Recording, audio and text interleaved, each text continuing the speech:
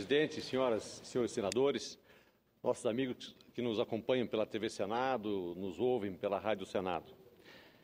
Antes de iniciar o meu pronunciamento que eu tinha preparado, eu quero e faço aqui um agradecimento à equipe do Terra Legal, que liberou essa semana o assentimento para a entrega de título definitivo para 200 famílias da Associação Comara de Guajará-Mirim.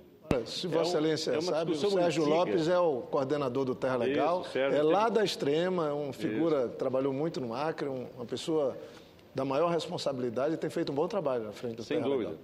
Ele esteve conosco na Comissão de Agricultura esta semana, onde nós debatemos exatamente o avanço na regularização fundiária dos títulos, que é uma coisa difícil de se fazer, mas que está sendo feito, embora com uma certa lentidão, mas eu acredito que agora eles pegaram o ritmo e vão avançar na regularização fundiária na Amazônia, em toda a Amazônia, mas especialmente no estado de Rondônia. Então, meus cumprimentos à presidente da associação, a Nívia, lá de Guajará-Mirim, que é presidente da Associação Comara. Então, foi liberado os títulos, já logo vocês estarão recebendo o título definitivo.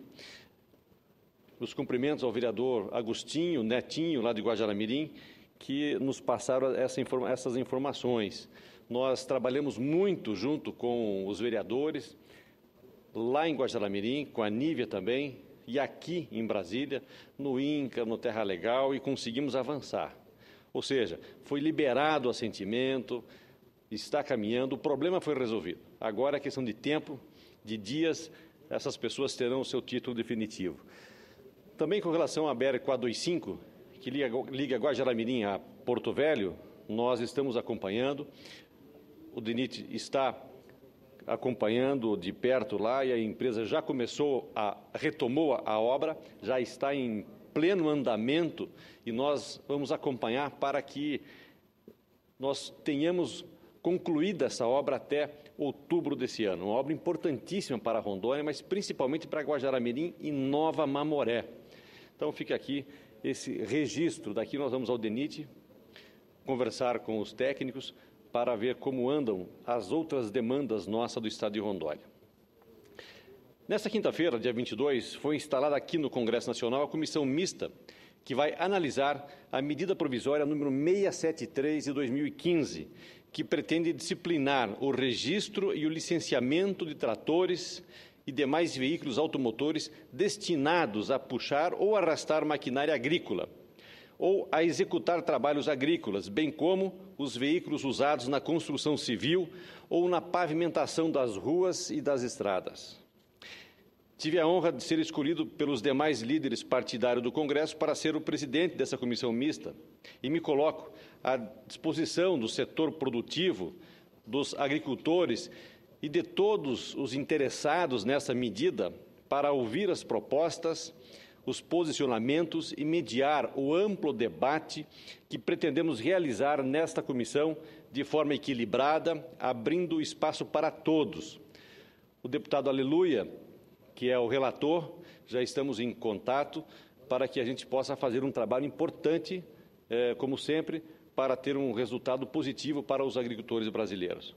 Mas com o foco voltado para beneficiar o produtor rural, para que ele possa usar o seu trator na lavoura e nos deslocamentos até a garagem ou de uma lavoura para outra, sem ter que fazer o licenciamento e o emplacamento, e sem ter que pagar as mesmas taxas e impostos que são cobrados dos veículos de passeio ou dos caminhões. O relator, como já disse, da matéria na comissão mista é o deputado José Carlos Aleluia, do DEM da Bahia, e o relator revisor, o senador Blairo Maggi, do PR do Mato Grosso, todos escolhidos de comum acordo pelos nobres senadores e deputados que formam esta comissão.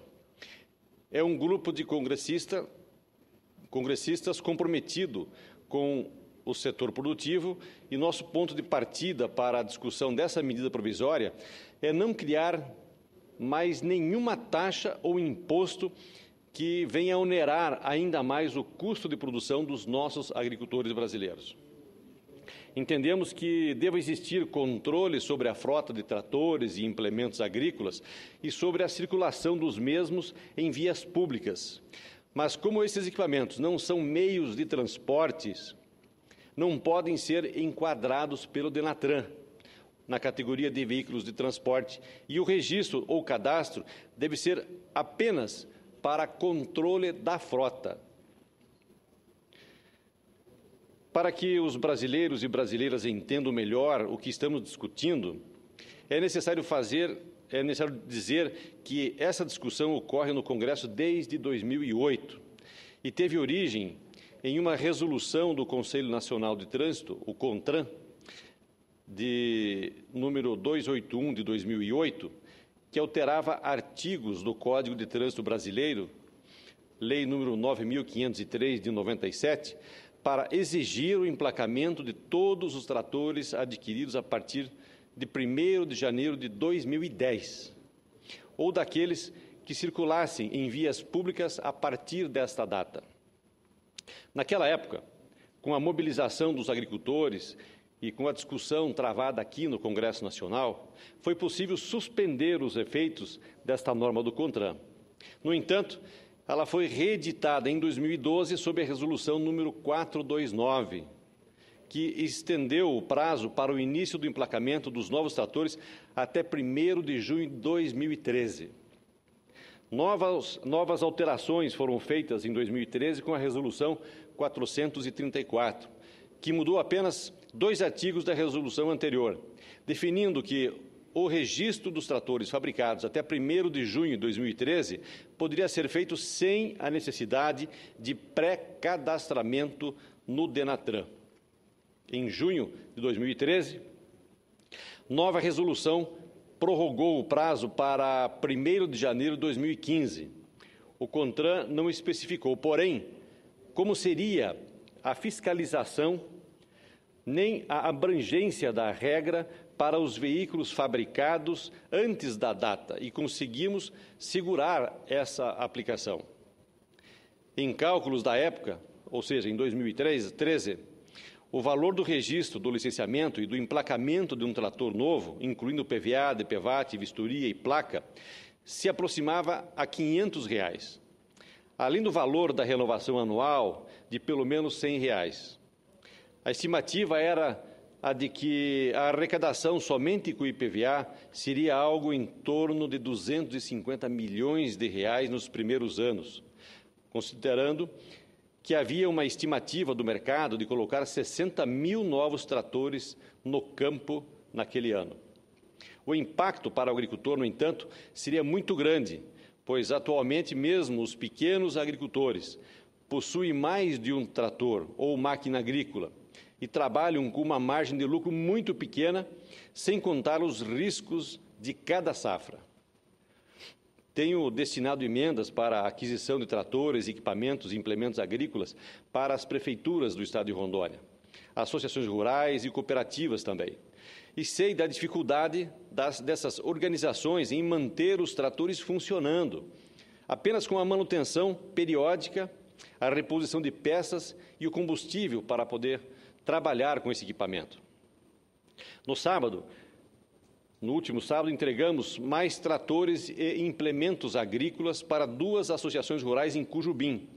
E tanto o prefeito da cidade, nosso companheiro Fábio Neto, como os vereadores que nos acompanharam, os presidentes das 2 associações rurais, o Robson Félix e o Douglas Fernandes, já estavam fazendo as contas para a manutenção dos equipamentos, para que eles possam estar sempre a postos para atender os agricultores, e estavam apreensivos com a possibilidade e a necessidade de licenciamento e emplacamento desses tratores. Senhor presidente, senhoras e senhores senadores, se inserirmos mais um custo nesta conta, ficaria muito pesado para as associações rurais e cooperativas.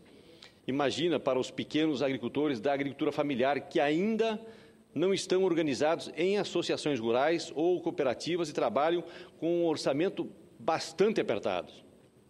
O licenciamento desses tratores iria certamente interferir negativamente não só na renda familiar, mas no desempenho das propriedades e no desenvolvimento regional. Certamente, também resultaria no aumento dos custos de produção e, consequentemente, nos preços dos alimentos.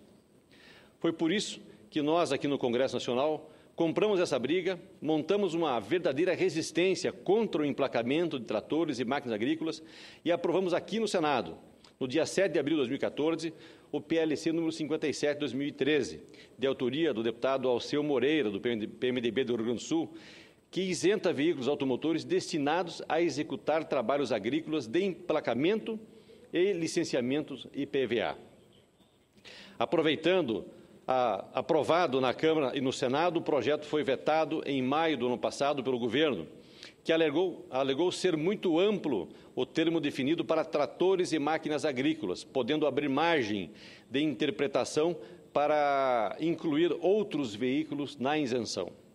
O veto foi mantido pelo Congresso no fim de novembro do ano passado, mas já existia o compromisso do governo de enviar esta medida provisória que nós agora passamos a presidir. E agora temos essa, então, a 673, prevendo apenas o registro único em cadastro específico para os tratores e máquinas agrícolas, dispensando o licenciamento e o emplacamento dos mesmos. A medida prevê o licenciamento apenas para os aparelhos automotores usados para executar trabalhos na construção civil e na pavimentação das ruas. Evidente que estamos apenas retomando esse debate.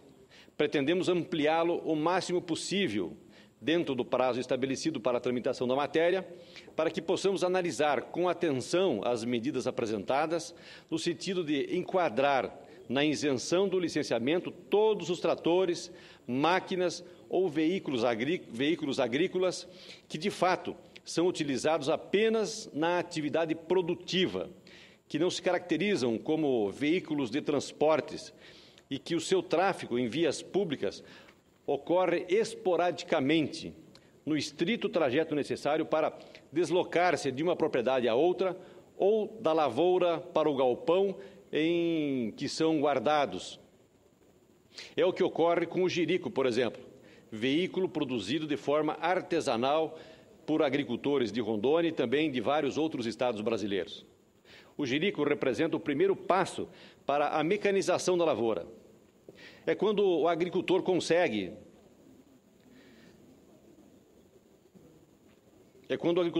sair de um arado de tração animal para ganhar mais produtividade com a força da tração mecânica. O jirico é construído com um motor estacionário sobre o chassi de qualquer outro veículo sucateado. Por isso, é um veículo potente com tração para vencer os terrenos adversos do meio rural, mas que alcança baixa velocidade.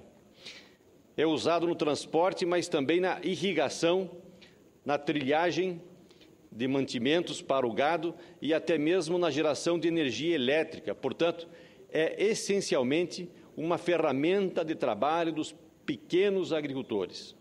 É um veículo adaptado para o serviço bruto na lavoura e já se tornou tradicional em Rondônia, por exemplo, ao ponto de termos em Alto Paraíso, município da região do Vale do Jamari, o Festival Nacional do Jirico. Portanto, apresentamos emenda à medida provisória para que o jirico possa ser enquadrado dentro de normas que o isentem do licenciamento e emplacamento e possibilite o livre trânsito e utilização desses veículos na área rural.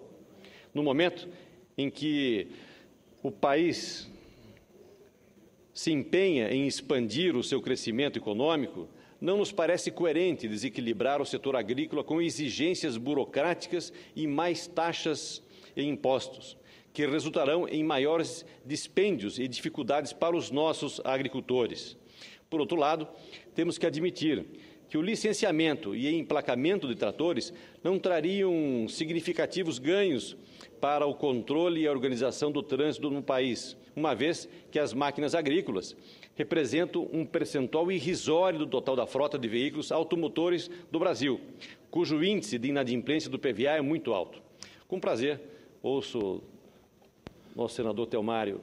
Senador, assim, primeiro eu quero parabenizá-lo por Vossa Senhoria trazer a baile essa importante matéria e no momento realmente que é importante. Esses tratores de menor porte nas comunidades, nas pequenas comunidades, nas pequenas cooperativas, na área rural, na agricultura familiar, ou mesmo na média produção, ela é de fundamental importância. É talvez uma das maiores ferramentas que eles têm para o setor produtivo. E, sem nenhuma dúvida, o Brasil precisa colocar essa sua disponibilidade diária em produção e dar oportunidade ao homem do campo. Essa é uma forma de você até manter o homem do campo produzindo riqueza, produzindo bens, melhorando a divisa do país. E, sem nenhuma dúvida, Vossa Excelência olhou com os olhos bem de um homem do campo, que conhece com muita propriedade, não só pelo seu estado, onde nasceu, que eu tive na sua cidade, lá em Cascavel, que eu acho que é um modelo, não sei se é sua cidade natal, mas é um modelo, sem nenhuma dúvida, a ser observado. Eu, quando fui candidato a prefeito em Boa Vista, a maioria das políticas públicas eu fui buscar no Paraná, Santa Catarina, Rio Grande do Sul, e fui em Cascavel, e fiquei encantado em ver aquele cinturão verde de Cascavel, todo ele em franca produção. Então, e depois no estado de Rondônia, onde Vossa Excelência faz um trabalho belíssimo, é uma pessoa que conhece com profundidade, tem esse tato, esse contato com o homem mais simples, o homem do campo, e essa matéria, Vossa Excelência, trata com muita propriedade e conhecimento. Eu quero parabenizá-lo por estar fazendo essa defesa. Parabéns. Muito obrigado, senador Teomário. Vossa Excelência, que é de Roraima, nós debatemos essa semana na Comissão da Agricultura a regularização fundiária na Amazônia, principalmente no estado de Rondônia e também no estado de Roraima, que precisa de uma atenção especial do Terra Legal. E me dizia o doutor Sérgio, do MDA, que é o gestor do Terra Legal, que foi feito um convênio com o Estado, com a governadora do Estado de Roraima, para avançar na regularização fundiária. Então, são temas importantes que vêm incentivar o homem do campo a permanecer no campo. Isso é muito importante no trabalho que fazemos, nós do PDT, sempre preocupados, tanto eu aqui no meu estado de Rondônia, como Vossa Excelência no estado de Roraima, preocupados sempre com o trabalhador, com as garantias do trabalhador, seja na área rural ou seja na cidade, mas principalmente com os pequenos agricultores. A agricultura familiar, ela é muito importante para o nosso país. Pois não, senador Medeiros? Senador Assi, eu acompanhei essa discussão desde antes dela nascer. Na verdade, eu trabalhei por 21 anos na Polícia Rodoviária Federal e via sempre os dois lados da questão. Por um lado, os policiais se afligiam porque, quando se deparavam, vamos dizer, com um trator à noite, com a grade suspensa, andando na rodovia e colocando em risco, não podiam, em tese, fazer nada. O que, na verdade, pode sim, pode se fazer. Não pode fazer do ponto de vista de trânsito, mas quando alguém, e isso é exceção, quando alguém faz esse tipo de procedimento, o policial pode muito bem encaminhá-lo para a delegacia, porque ele está colocando em risco a vida das pessoas e ele vai ter lá uma conversa com o delegado, de repente até com o promotor, para que não se faça mais isso. Mas a gente não pode, de repente, fazer uma legislação baseada nas exceções. A grande verdade é que a maioria, 99,9% dos maquinários ficam dentro das fazendas. Esporadicamente, e eu por várias vezes fiz esse tipo de operação, você atravessa as máquinas de um lado para outro, né? Isso a Polícia Rodoviária Federal sempre fez e faz. Existe uma outra dificuldade também, quando os maquinários são roubados. Isso acontece muito, principalmente nas fronteiras, existe essa dificuldade, às vezes, de identificação. Mas eu creio que existem outras maneiras do governo criar esses registros, de repente um banco de dados, porque os DETRANs arrecadam e não arrecadam pouco.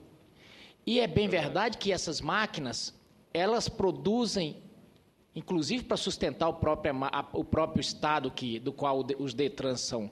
Então, eu penso e concordo com Vossa Excelência, que não é submetendo a produção a sanha voraz e arrecadadora dos DETRANs, que nós vamos deixar esse país melhor.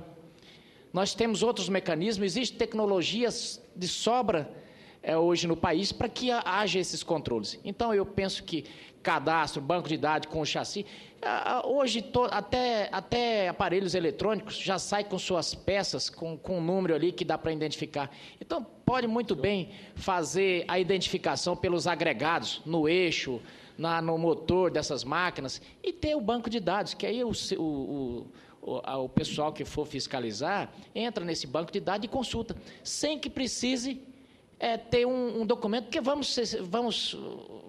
convenhamos aqui, senador Assis, na maioria dos casos, iria acontecer o seguinte: esses veículos iam ser emplacados, iriam ficar uma vez na vida, outra na morte, que iria ser, porventura, fiscalizado. Então, não faz muito sentido mesmo, a relação custo-benefício só pesa contra o país. Então, concordo com Vossa Excelência, parabenizo por esse entendimento, e, aliás, tem sido uma tônica aqui, Vossa Excelência, de forma muito clara e coerente, se pautando sobre os assuntos nacionais. Muito obrigado. Muito obrigado por sua parte, senador Medeiros. Concluindo, senhor presidente, portanto, no lugar de querer cobrar IPVA dos tratores e máquinas agrícolas, creio que mais racional seria o governo adotar mecanismos de fiscalização e controle para baixar a inadimplência do IPVA dos veículos de passeio que circulam diariamente pelas vias urbanas de todas as cidades brasileiras. Por todas as razões expostas, apresentamos e defendemos a desobrigação do registro do licenciamento e do emplacamento das máquinas agrícolas no Brasil. Porém,